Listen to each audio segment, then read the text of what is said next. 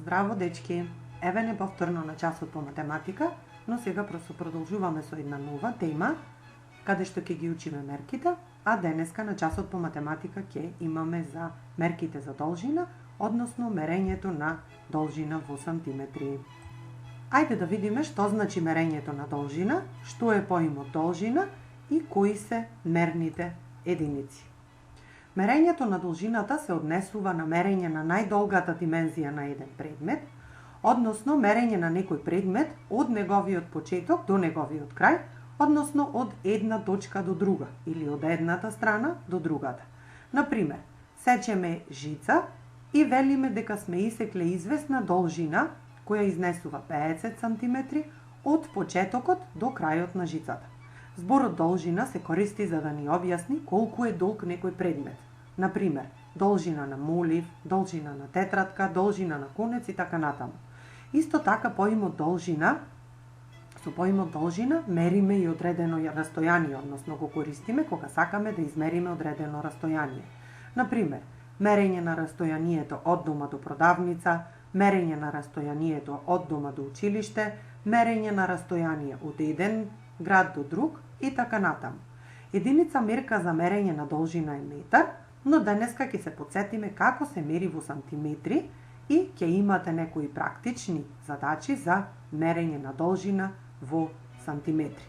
Во текот на активностите на мерење на должина, како и во ова видео, ќе видиме како се мери со линијар, како е поделен линијарот во сантиметри и како треба правилно да мерите. Во првиот пример ни е представена тубичка со темпера, односно темперите кои ги користевме на часовите, односно поточно на часот по ликовно образование. За да измериме должината на тубичката, ја ставаме на почетокот на линијарот, каде што како што гледаме, линијарот ни е 15 см и мериме да видиме до каде ќе стигне. Во овој случај можеме да забележиме дека тубата е долга 7 см. Да продолжиме понатаму. Во овој случај, односно во овој пример, ја мериме гумата за бришење. Ја ставаме на 0 и стигнува до 5. Тоа значи дека гумата има должина од 5 см. Понатаму го мериме лепилото кое го користиме за лепење на хартија. Исто така го поставуваме на 0 и гледаме дека и лепилото за лепење на хартија изнесува 7 см. Ајде сега малку задачи за вас.